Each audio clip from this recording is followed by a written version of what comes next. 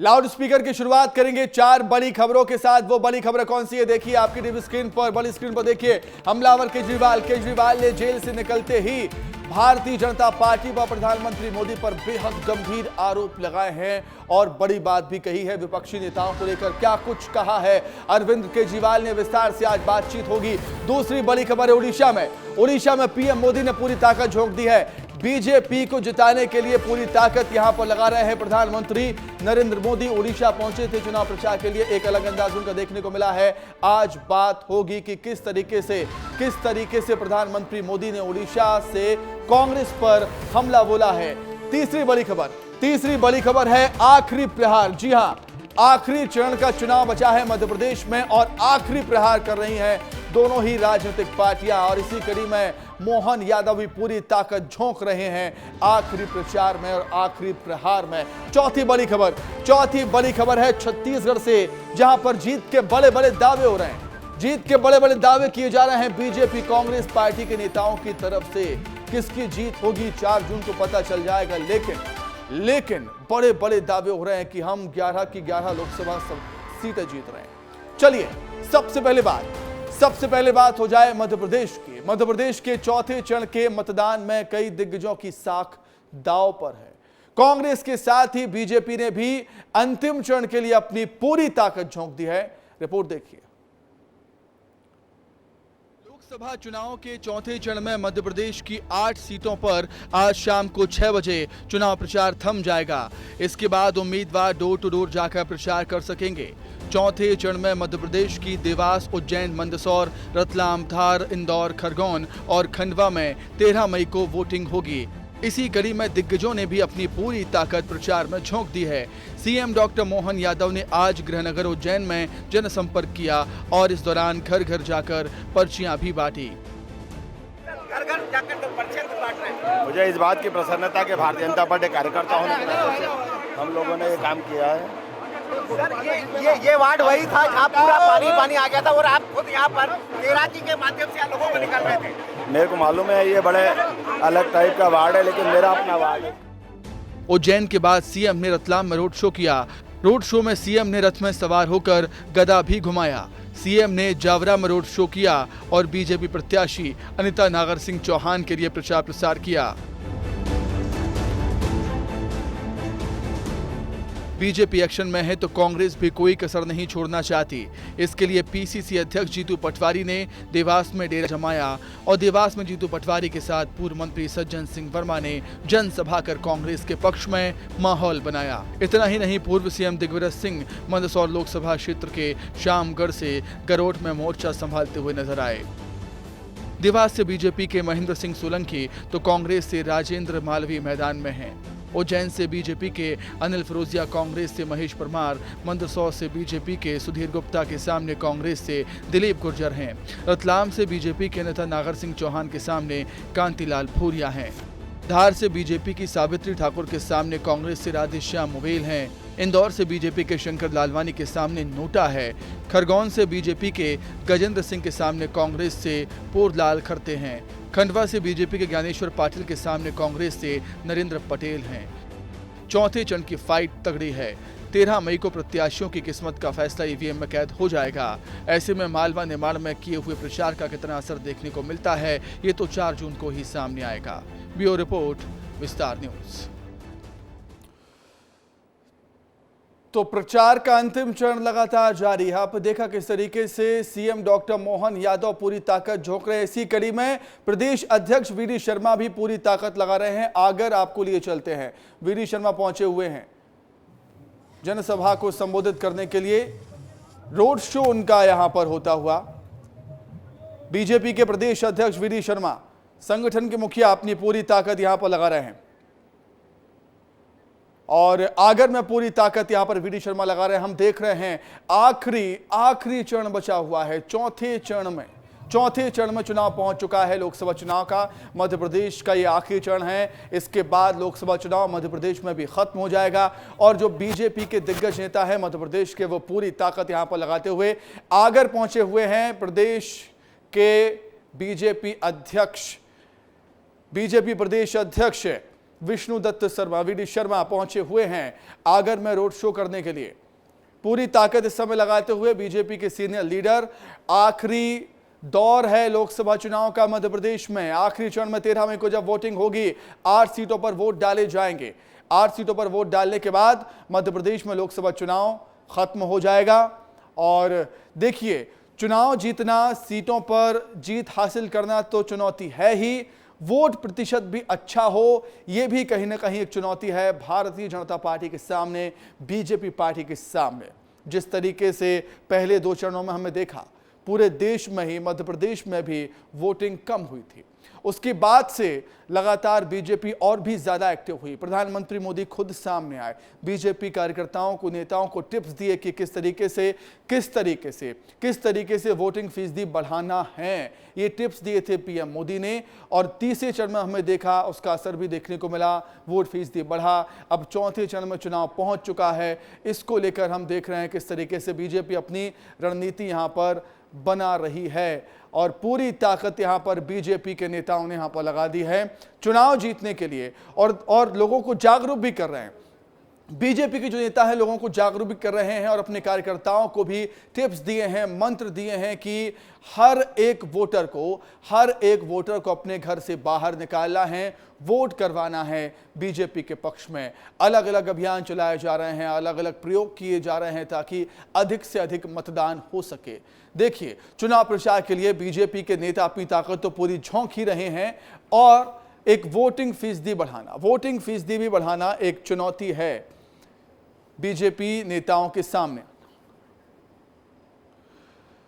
तो थमेगा शोर, अब होगा डोर टू डोर। जी हां, जैसा कि हम कह रहे हैं कि प्रचार का अब आखिरी समय है, आज प्रचार खत्म हो जाएगा, प्रचार का समय आज खत्म हो जाएगा। इसके बाद केवल जो नेता हैं, शाम को 6 बजे चुनाव प्रचार का शोर थम जाएगा। जो नेता है वो डोर टू डोर ही कैंपेन कर पाएंगे, चाहे वो बीजेपी की बात हो, कांग्रेस की बात हो। अब जो नेता हैं वो डोर टू डोर कैंपेन ही कर पाएंगे। कुछ ही समय बचे हुए हैं, 6 बजे तक चुनाव का प्रचार खत्म हो जाएगा। जो मियाद है, इस समय सीमा है प्रचार की, वो खत्म हो जाएगी और इसके बाद केवल डोर टू डोर ही प्रचार कर पाएंगे। 10 राज्यों की 96 सीटों पर वोट डाले जाने हैं 13 मई को। मैदान में 1717 प्रत्याशी, 1717 प्रत्याशी हैं चुनावी मैदान में। चौथे चरण की बात यहां पर हो रही है। 4 जून को रिजल्ट आने हैं।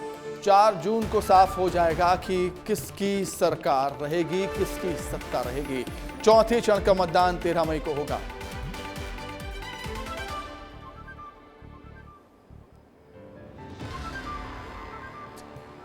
शाम को 6 बजे चुनावी शोर थम जाएगा। 10 राज्यों की 96 सीटों पर वोटिंग होनी है। आंध्र प्रदेश की 25 हैं, यूपी की 13 सीटें हैं, तेलंगाना की 17 हैं, महाराष्ट्र की 11, मध्य प्रदेश की 8, पश्चिम बंगाल की 8, बिहार की 5, झारखंड की भी 5 सीटें हैं, उड़ीसा की 4, जम्मू कश्मीर की 1।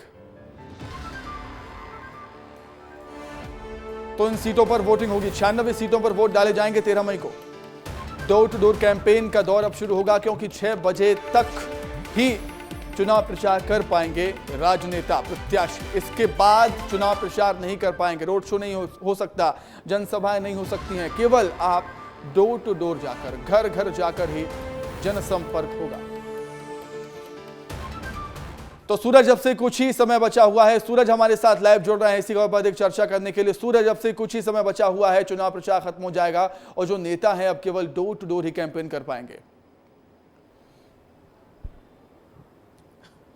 देखिए, निश्चित तौर पर सुमित, आप चौथे चरण का जो चुनाव प्रचार है अब से 2 घंटे बाद यानी 6 बजे तक थम जाएगा और जो तमाम नेता हैं उसके बाद डोर टू डोर प्रचार प्रसार कर पाएंगे। साथ में जो बाहरी नेता, जिस लोकसभा क्षेत्र में चुनाव होना है, जो बाहरी नेता चुनाव प्रचार करने के लिए गए हैं, शाम 6 बजे तक उन्हें वो शहर भी छोड़ना पड़ेगा। ऐसे में जिस तरह से चौथे चरण में पूरा प्रचार प्रसार देखा गया, सबसे ज़्यादा चर्चित जो बयान रहा और रतलाम से मौजूदा प्रत्याशी जो कांग्रेस के रहे कांतिलाल भूरिया का रहा, उसमें जमकर सियासत हुई मध्य प्रदेश में। चौथे चरण में एक ऐसी लोकसभा सीट है जहां से कांग्रेस के प्रत्याशी पलटी मारकर भाजपा में चले गए, यानी इंदौर लोकसभा सीट में भी चुनाव होना है। 8 ऐसी लोकसभा सीट है मध्य प्रदेश में जहां पर चुनाव होना है और इस चौथे चरण में कई दिग्गजों की साख दांव पर लगी है। 8 लोकसभा सीट की अगर बात करें तो उज्जैन में महेश परमार के सामने जैसे भाजपा के मौजूदा सांसद चुनावी मैदान में, इंदौर से कांग्रेस। बीजेपी बात कर रहे हैं सूरज, अगर बीजेपी की बात करें, बीजेपी के सामने चौथे चरण में सीटों को जीत जीतने की, सीटों पर अच्छा प्रदर्शन करने की चुनौती तो है ही, लेकिन एक चुनौती यह भी है कि उन्हें वोटिंग प्रतिशत की तरफ भी ध्यान देना है। मतलब वोटिंग प्रतिशत भी अच्छा होना चाहिए, यह भी चुनौती है बीजेपी के सामने। देखिए, निश्चित तौर पर चुनौती है। आप ऐसे समझ सकते हैं सुमित कि पहले 2 चरणों में जिस तरह से वोटिंग प्रतिशत कम हुआ, उसके बाद गृह मंत्री अमित शाह खुद एक्शन मोड में आए और उन्होंने कहा कि जिस मंत्री के और विधायक जो हैं जहां पर भी वोटिंग प्रतिशत कम होगा उनका मंत्री पद जाना तय है। ऐसे में तीसरे चरण में वोटिंग प्रतिशत बढ़ा, तमाम नेता भारतीय जनता पार्टी के एक्टिव हुए, तमाम कार्यकर्ता एक्टिव हुए और घर से ले जाकर बूथ स्तर तक मेहनत की और तमाम बूथ तक ले गए कार्यकर्ता जो वोटर थे उन्हें वोटिंग करवाए। और तीसरे चरण की खास बात यह रही कि वोटिंग प्रतिशत में इजाफा भी देखने को मिला। कहीं ना कहीं चौथे चरण में भी वही चुनौती है, क्योंकि कई ऐसे नेता हैं, कई ऐसे विधायक हैं जो भाजपा के हैं और वो चाहते हैं कि वोटिंग प्रतिशत बढ़े ताकि गृह मंत्री अमित शाह ने जो कहा था वो पूरा हो पाए। और वोटिंग प्रतिशत बढ़ेगा तो निश्चित तौर पर अगर पिछले ऐतिहासिक घटनाक्रम को देखा जाए तो भारतीय जनता पार्टी को फायदा होता रहा है और 370 वोट बढ़ाने की तीसरे चरण में वोटिंग फीसदी बढ़ा था 2 चरणों के मुकाबले। चौथे चरण में भी उम्मीद है कि इससे ज्यादा वोटिंग प्रतिशत हो। सूरज, बहुत शुक्रिया जुड़ने के लिए, तमाम बातचीत के लिए आपका बहुत धन्यवाद। तो आगे बढ़ेंगे। अब मध्य प्रदेश में चौथे चरण को लेकर बीजेपी ने अपनी पूरी ताकत झोंक दी। सीएम डॉक्टर मोहन यादव प्रदेश में ताबड़तोड़ प्रचार कर रहे हैं और बीजेपी प्रत्याशियों को जिताने की जनता से अपील भी कर रहे हैं। एक एक सीट पर जाकर सीएम डॉक्टर मोहन यादव का प्रचार लगातार जारी है। देखिए रिपोर्ट ये। देश में जारी लोकसभा चुनाव में आधी से ज्यादा लोकसभा सीटों पर 3 चरणों में मतदान हो चुके हैं। अब चौथे चरण में 10 राज्यों की 96 लोकसभा सीटों के लिए 13 मई को मतदान किए जाएंगे। मध्य प्रदेश में भी बची हुई मालवा निमाड़ की 8 लोकसभा सीट पर मतदान होना है। ऐसे में आज मध्य प्रदेश में भी 2024 लोकसभा चुनाव का प्रचार का शोर थम जाएगा। शाम 6 बजे तक नेता और प्रत्याशी चुनाव प्रचार कर सकते हैं और इसके बाद डोर टू डोर कैंपेन किया जाएगा। मालवा निमाड़ पर मुख्यमंत्री खुद खूब मेहनत कर रहे हैं। एक एक दिन में 4 से 5 सभा और रोड शो कर रहे हैं। प्रचार के आखिरी दिन सीएम डॉक्टर मोहन यादव ने उज्जैन में डोर टू डोर खूब जनसंपर्क किया। आज मुख्यमंत्री डॉक्टर मोहन यादव ने सुबह उज्जैन की दक्षिण विधानसभा में प्रचार किया। डॉक्टर मोहन यादव उज्जैन दक्षिण विधानसभा से ही विधायक भी हैं। मुख्यमंत्री ने शांति नगर क्षेत्र में पहुंचकर मतदाता पर्ची भी बांटी। आज यहाँ पर जा रहे हैं, हालांकि अंदाज के साथ प्रदेश के मुख्यमंत्री को चक्कर किया जा रहा है। एक दृश्य दिखाना चाहते हैं, यहाँ देख सकते हैं, पता नहीं यहाँ से अच्छा प्रदेश हो रही के दीवाने सर, आज मुख्यमंत्री जी पर्चियां बांट रहे हैं, क्या कहेंगे? भारतीय जनता पार्टी के प्रदेश के मुखिया आज उनके विधानसभा क्षेत्र में घर घर पर्ची बांटकर प्रत्येक आम जनता से आह्वान कर रहा है कि प्रत्येक व्यक्ति घर से निकले और भारतीय जनता पार्टी के चुनाव चिन्ह कमल के फूल पर मोहर लगाकर। आज तक आपने कभी ऐसा देखा कि मुख्यमंत्री खुद वार्ड में? तो वीडी शर्मा चुनाव प्रचार में लगातार लगे हुए हैं। विस्तार न्यूज से बातचीत कर रहे हैं। वीडी शर्मा क्या कुछ कर रहे हैं, आपको सुनाते हैं। इस बार मध्य प्रदेश की 29 की 29 सीटें प्रचंड बहुमत से भारतीय जनता पार्टी जीतेगी। कांग्रेस पार्टी भी दावा कर रही है 10 से 12 सीटें जीतने का। 10 से 12 सीटें। 4 तारीख का इंतजार कर ले, 4 तारीख को पता लग जाएगा। जनता ने आपका हिसाब किताब कर दिया। कांग्रेस पार्टी की ये भगदड़ जो है लोकसभा चुनाव के नतीजों के बाद भी क्या लगातार चलती रहेगी? और कांग्रेस मुक्त भारत की बात जो कर रहा है, प्रत्याशी मैदान छोड़ के भाग रहे हैं, नेता भाग रहे हैं, कार्यकर्ता भाग रहे हैं, बचा कौन है? क्योंकि घोर निराशा है कांग्रेस के नेतृत्व से, कांग्रेस के कार्यकर्ता की। भारतीय जनता पार्टी कुछ अपील करना चाहेगी? मतदान प्रतिशत को लेकर लगातार प्रयास किए जा रहे हैं निर्वाचन और पार्टी द्वारा।